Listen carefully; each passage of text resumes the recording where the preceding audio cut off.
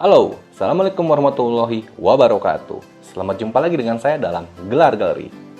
Susuk. Apakah itu susuk? Susuk adalah suatu benda asing yang ditanamkan dalam tubuh yang dipakai untuk maksud menambah daya tarik atau wibawa ataupun menambah kemampuan fisik sang pengguna susuk tersebut. Susuk bukan hanya populer di Indonesia saja. Negara-negara di Asia Tenggara seperti Malaysia, Brunei, Singapura, Thailand, dan juga Filipina terkenal juga suka menggunakan susuk ini. Juga negara seperti China, Jepang, Mesir, dan negara-negara di Afrika juga mempunyai tradisi yang sama. Contoh jenis susuk yang biasa dipergunakan untuk menambah daya tarik. 1. Emas. Susuk berbahan dasar emas ini biasanya berbentuk jarum atau serbuk. Yang berbentuk jarum biasanya berukuran 3 hingga 5 mm dan mempunyai ketebalan setengah mm. Susuk ini biasanya disisipkan di bagian-bagian pada wajah tertentu seperti bibir, pipi, dagu, hidung, dan juga alis. 2. Susuk berbahan dasar perak. Susuk berbahan dasar perak ini mempunyai fungsi yang kurang lebih sama dengan yang berbahan dasar emas.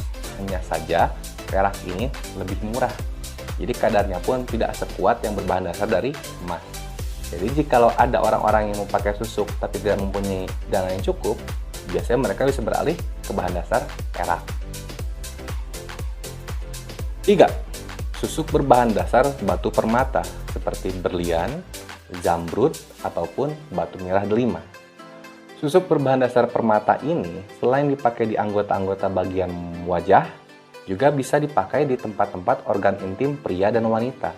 Seperti, yalah Anda tahulah yang mana gitu kan. Susuk dari berlian ini dipercaya bisa selain menambah daya tarik, juga bisa menambah keperkasaan atau menambah kelegitan seorang wanita. Dan yang keempat adalah susuk-susuk dengan bahan yang ultra spesial, seperti contoh susuk kembang kantil. Susuk kembang kantil ini dikenal sebagai susuk yang menduduki kasta tertinggi dalam dunia persusukan.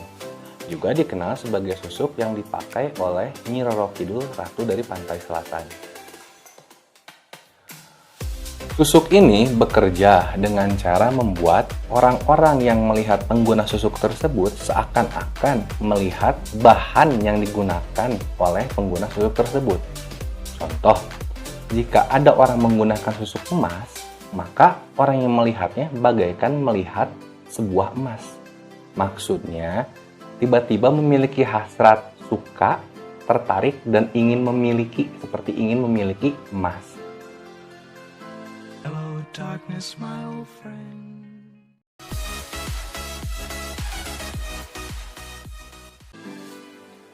Ada juga susuk yang dipakai dengan maksud menambah kekuatan fisik sang pengguna, yaitu susuk berbahan dasar kuningan ataupun susuk berbahan dasar tembaga, yang biasanya disisipkan ke dalam lengan ataupun kaki si pengguna dengan maksud menambah kekuatan fisik.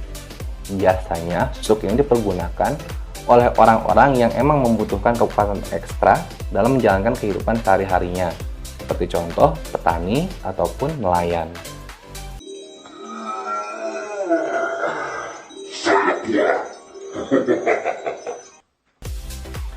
Dan yang terakhir adalah susuk yang dipakai sebagai ajian ilmu kebal. Susuk ini biasanya berbahan dasar pelor besi ataupun air raksa.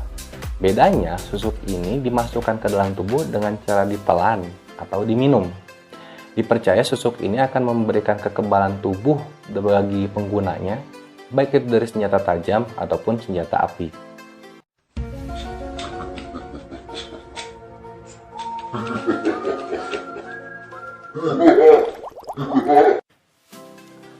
Para pengguna susuk ini mempunyai pantangan-pantangan atau larangan-larangan yang harus dijalani selama hidupnya.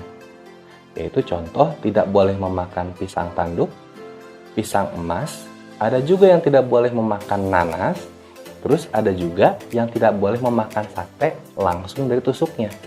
Jadi kalau dia misalkan mau makan sate, dagingnya harus dikeluarin dulu, baru aja dia makan satenya. Nah, jika Anda menemukan orang-orang dengan ciri tersebut, nah Anda patut curiga.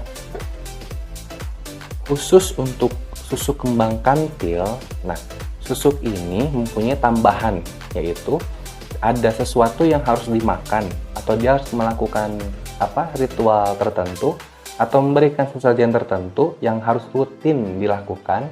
Ada yang melakukannya selama seminggu sekali ataupun ada yang melakukannya dalam sebulan sekali. Pantangan-pantangan ini apabila lupa terus dilakukan, maka akan membuat efek dari susuk tersebut luntur. Tapi ingat ya, hanya efek susuknya aja yang luntur, bukan susuknya yang keluar dari badan. Karena susuknya tetap ada. Ini akan kita bahas nanti di belakang. Khusus untuk yang susuk kembang kantil, apabila ritual ini terlewatkan, yang saya bilang rutin seminggu atau sebulan sekali itu, nah, ini efeknya lebih parah lagi. Bisa menyebabkan parah-parahnya ujung-ujungnya ada yang bilang bisa menyebabkan kematian bagi pengguna susuk kembang kantil tersebut. Karena ingat kan, dengan efek yang begitu dahsyat, maka resikonya pun lebih tinggi. Susuk pun memiliki berbagai macam resiko bagi penggunanya atau efek buruk. Contoh paling gampang, para pengguna susuk biasanya dilarang untuk beribadah, seperti contoh sholat, atau minimal dia akan merasakan malas yang sangat jika dia akan beribadah. Para pengguna susuk juga dipercaya akan mengalami sakaratul maut yang sangat-sangat menyakitkan. Makanya kalau ada orang meninggal yang agak susah gitu, suka ditanya kan, dulu biasanya kan tanya gerak gitu, siapa tahu dia punya apa gitu belum dikeluarin, jadi bikin proses sakaratul mautnya ribet lah gitu, jadi harus dikeluarin dulu. Nah, yang ribetnya sebenarnya jika susuk itu kan hanya bisa dikeluarkan oleh yang memasangnya, atau dikeluarkan minimal sama yang seguru seilmu dengan yang masanginnya. Nah, kalau misalkan yang masanginnya udah meninggal, udah nggak ada, jadi gimana coba ngeluarinnya? Repot kan? Nah, mendingan nggak usah pakai. Lebih khusus lagi untuk susuk kembang kantil, nah ini dipercaya susuk ini akan terus berjalan hingga ajalnya tiba. Tapi pas udah meninggal, orang yang mempunyai susuk kembang kantil ini, rohnya itu dipercaya akan dibawa oleh Nyi Roro Kidul untuk dijadikan bawahannya. Ada fakta menarik tentang susuk ini, yaitu susuk ini dapat dideteksi menggunakan sinar X-ray atau ronsen. Jadi, di dalam ronsen itu, jika orang yang menggunakan susuk sedang tidak sengaja di ronsen karena keperluan medis, maka akan terlihat dalam gambarnya di tempat-tempat dia memasangkan susuk tersebut. Karena bahan dasarnya susuk itu ada yang dari logam. Adapun cara kedua yaitu menggunakan metal detektor. Niscaya jika kita mendekatkan metal detektor kepada bagian-bagian tubuh yang dipasangi susuk, metal detektor tersebut akan berbunyi. Nah, itulah sebabnya ada beberapa orang yang kesulitan setiap dia lewat bandara, kan ada pos pemeriksaan kan. Nah, situ kan ada pendeteksi logamnya gitu, metal detektornya. Itu setiap dia lewat bunyi aja terus, titit bunyi aja, padahal dia udah nggak bawa apa-apa yang bersifat logam. Bagaimanakah cara kita mendeteksi orang-orang yang memakai susuk? Sebenarnya ini agak sulit, ya kan, kecuali kita mengikuti orang ini dalam waktu yang lama. Ada salah satu contoh gitu kan ya. Kita pernah ketemu orang ini, ya kan, kita sadar bahwa orang ini itu tidak menarik.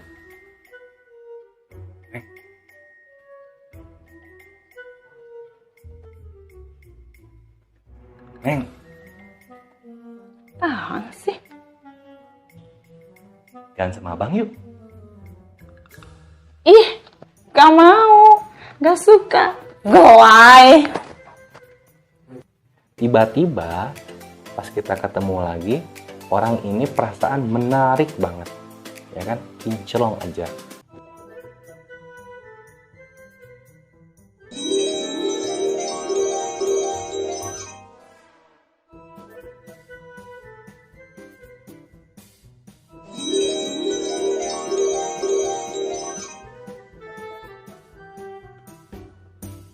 Siapa sih? Menarik perhatian banget.